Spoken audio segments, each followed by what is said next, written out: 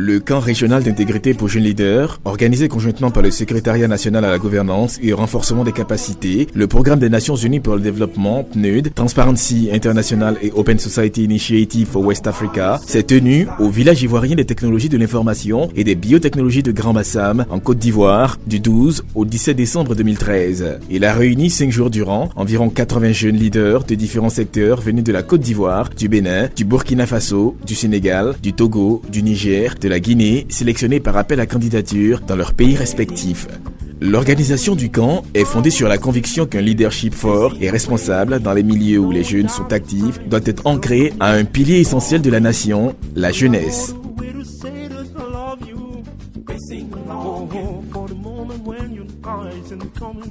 L'objectif est de donner aux jeunes leaders de l'Afrique, de l'Ouest francophone, les outils et la motivation pour devenir des défenseurs proactifs d'une gouvernance ouverte et responsable par l'application effective des principes d'intégrité, de transparence, de participation d'une part et par la mobilisation de leurs pairs d'autre part.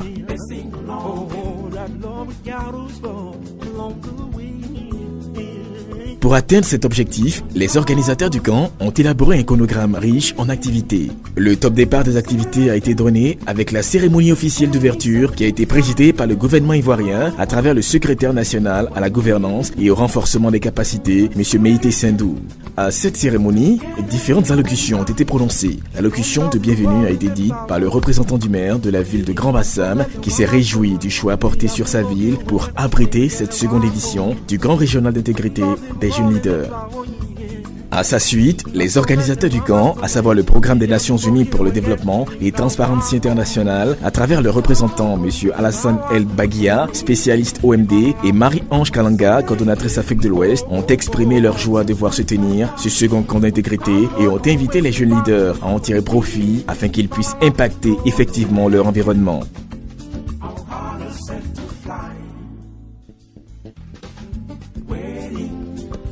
Le secrétaire national à la gouvernance et renforcement des capacités a officiellement ouvert le second camp d'intégrité sans toutefois oublier de dire sa fierté et celle du gouvernement ivoirien de voir se tenir en Côte d'Ivoire cette manifestation pour l'éveil de la conscience de la jeunesse africaine. Il a demandé aux jeunes de rester droits et de ne pas s'éloigner des valeurs d'éthique dans la mesure où notre continent ne pourra se bâtir durablement qu'avec l'intégrité et la bonne gouvernance. Ainsi lancé, le second camp d'intégrité pour jeunes leaders d'Afrique de l'Ouest francophone a eu pour première activité la leçon inaugurale de M. Jean-Baptiste Elia, président du Conseil consultatif de l'Union africaine contre la corruption. Il a partagé son expérience personnelle de la lutte anticorruption à travers les missions qu'il a eu à effectuer durant son parcours professionnel et a invité les jeunes à prendre position en faveur de l'intégrité et à dire non à tous les comportements déviants.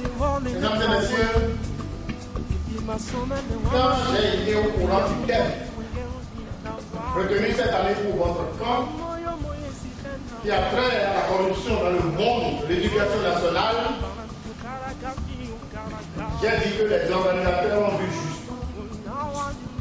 Parce qu'il fallait s'occuper de la jeunesse qui va prendre la relève de ce que nous faisons aujourd'hui.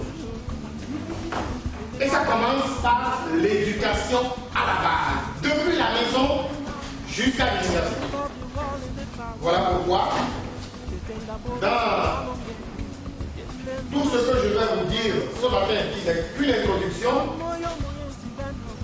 je vous parlerai de ce que vous pouvez constater comme étant les comportements d'intégrité depuis la maison, dans la rue, à l'école, à l'université et pourquoi pas dans le monde du travail quand vous serez éventuellement des agents pour servir l'État qui vous a donné. La promotion de l'intégrité ne peut se faire sans la mobilisation citoyenne. Ainsi, les jeunes leaders ont bénéficié des exemples des outils de lutte citoyenne. Luc Damimba, spécialiste anticorruption, a donné un aperçu théorique et pratique sur la citoyenneté dans la société. À sa suite, Giscard Kwasi, chargé des réformes au secrétariat national et à la gouvernance et au renforcement des capacités, a présenté le dispositif juridique anticorruption, notamment les conventions des Nations Unies et de l'Union africaine contre la corruption. Puis, Saran Koli, coordonnatrice de la communication Zone Afrique chez Transparency International, a présenté les techniques de prise de parole en public. Cette session avait pour but de développer davantage la conscience citoyenne chez les jeunes et de les mobiliser en vue d'assurer le contrôle citoyen dans leur pays et de pouvoir intégrer certaines valeurs comme l'intégrité, qui est une valeur fondamentale à partir de laquelle on peut construire une société exempte de corruption et de malgouvernance. Être intègre passe par une lutte ardue contre la corruption dans sa communauté. Et le thème principal du camp étant focalisé sur la corruption dans le secteur de l'éducation, les jeunes leaders ont été sensibilisés sur cette thématique à travers les exposés de Kourouma Ibrahima, coordonnateur de l'inspection générale du ministère ivoirien de l'éducation nationale, et Marie-Ange Kalanga de Transparency International. Aussi, une visite au lycée moderne de Grand Bassam, suivie d'une marche blanche contre la corruption, a été organisée dans les principales artères de la ville de Grand Bassam pour informer et sensibiliser la population sur le danger que représente la corruption pour nos États et aussi pour nos communautés. La marche s'est achevée dans la cour de la préfecture de Grand Bassam où les jeunes ont lu une motion d'engagement dans la lutte anticorruption en présence du préfet de la ville qui a prononcé des mots d'encouragement à leur endroit. Alors la corruption dont on parle, elle est partout. Elle nous suit partout. Elle nous défie au quotidien. Et ce n'est pas des slogans, la lutte contre la corruption. Parce que ça part du subtil à ce qui est visible. Lorsqu'on vient vous offrir un poulet, vous dit que on vient, commandant, prenez ça pour votre fête, c'est déjà un commencement qui ne dit pas son nom. Parce qu'après, on va venir vous demander un service que vous seriez en difficulté de ne pas pouvoir rendre. Vous voyez, ça commence par des petites choses, des petits cadeaux.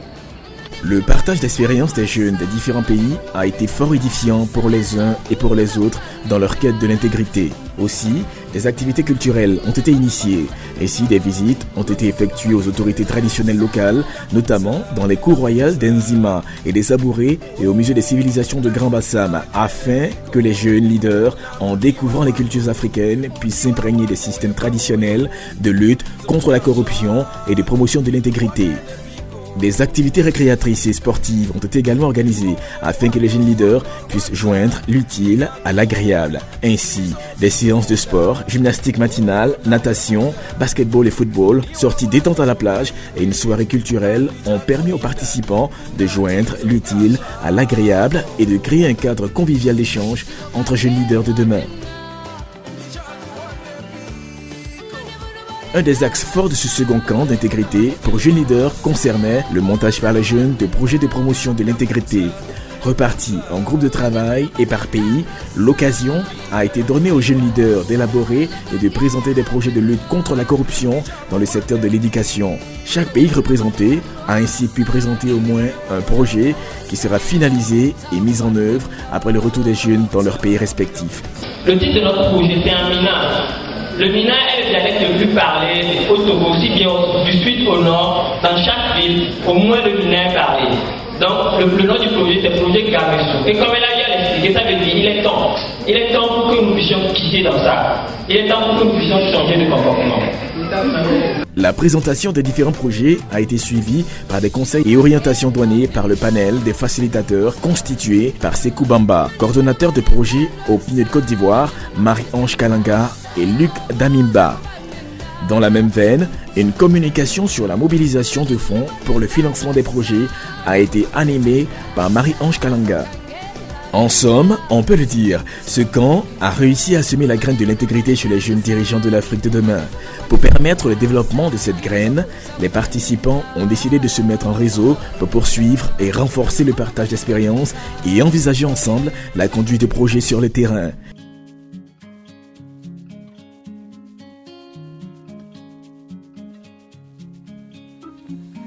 Pour clore les activités de cette deuxième édition du camp régional d'intégrité pour jeunes leaders d'Afrique de l'Ouest francophone, une cérémonie présidée par Madame le sous-préfet de la ville de Grand-Bassam a été organisée. Cette cérémonie a débuté par la lecture d'une motion de remerciement et des recommandations du camp produit par les jeunes. Au nom du comité d'organisation, Sekou Bamba a remercié tous les participants pour la convivialité et l'engagement de tous qui a permis de faire du camp un succès. Le mot de clôture est revenu à Monsieur Léonce Adam Yapi, représentant du secrétaire national à la gouvernance et au renforcement des capacités, qui par des conseils a exhorté les jeunes présents à capitaliser les acquis du camp et de faire de la promotion de l'intégrité et de la lutte contre la corruption leur cheval de bataille.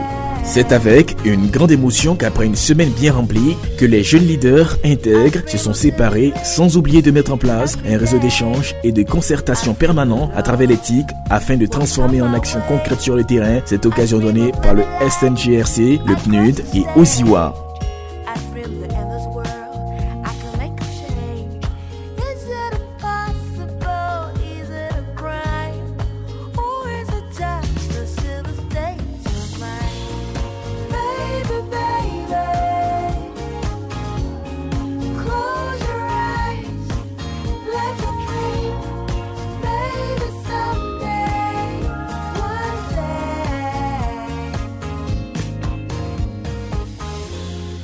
Tell me that I could have it all.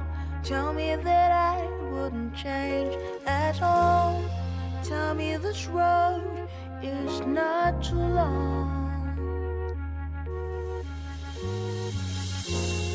Will I give up a few years from now? Will I be strong some way, somehow?